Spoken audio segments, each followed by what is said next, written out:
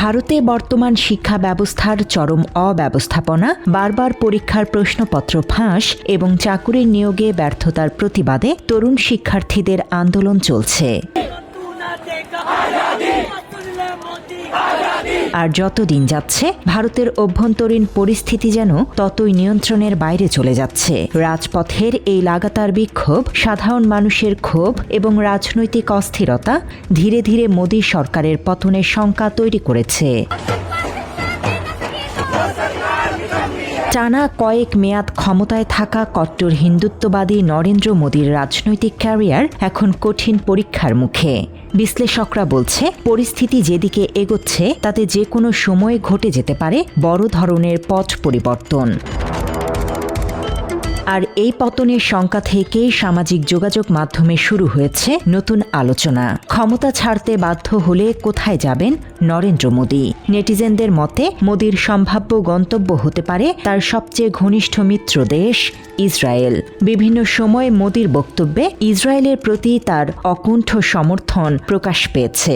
এমনকি ইসরায়েলকে মোদী বাবার দেশ বলেও আখ্যা দিয়েছেন।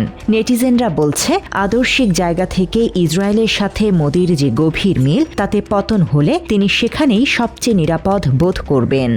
Israel is their fatherland and India their motherland.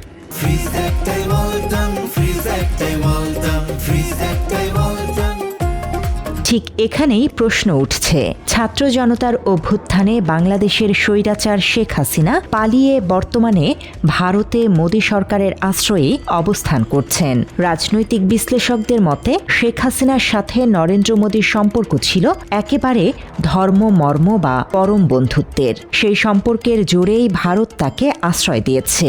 আমরা ভারতকে যে দিয়েছি সেটা ভারত সারা জীবন মনে রাখবে। প্রশ্ন হলো, মোদী নিজেই যদি ক্ষমতা হারিয়ে বিপাকে পড়েন তবে শেখ হাসিনার ভবিষ্যৎ কি হবে? এ নিয়ে এখন সামাজিক যোগাযোগ মাধ্যমে অনেকেই ব্যঙ্গ বিদ্রুপের পাশাপাশি প্রশ্ন তুলছে। মোদী গদি হিল্লা গেলে হাসু আবার কি হবে? বাংলাদেশের সাধারণ মানুষের মধ্যে এখন একটাই কৌতূহল, মোদী যদি সত্যি ইসরায়েলে চলে যান তাহলে শেখ হাসিনা কোথায় যাবেন? মোদী কি তার এই পরম বন্ধুকেও সাথে করে ইসরায়েলে নিয়ে যাবেন, নাকি হাসিনাকে সম্পূর্ণ নতুন কোনো দেশের খোঁজ করতে হবে? এমন পরিস্থিতিতে শেখ হাসিনা যে আবারও চরম এক বিপাকে পড়তে যাচ্ছেন তা নিয়েই এখন সামাজিক যোগাযোগ মাধ্যমে জোর আলোচনা চলছে।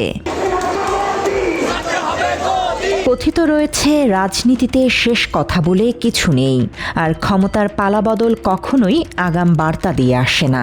ভারতের চলমান এই অস্থিরতা কেবল তাদের অভ্যন্তরীণ বিষয়ই নয়, বরং এটি সরাসরি প্রভাব ফেলছে শেখ হাসিনার অনিশ্চিত ভবিষ্যতের ওপর। মোদীর পতন হলে তার গন্তব্য হয়তো ইসরায়েল হতে পারে, কিন্তু সেই সমীকরণে শেখ হাসিনার ঠাঁই কোথায় হবে সেটাই এখন দক্ষিণ এশিয়ার রাজনীতির সবচেয়ে বড় রহস্য।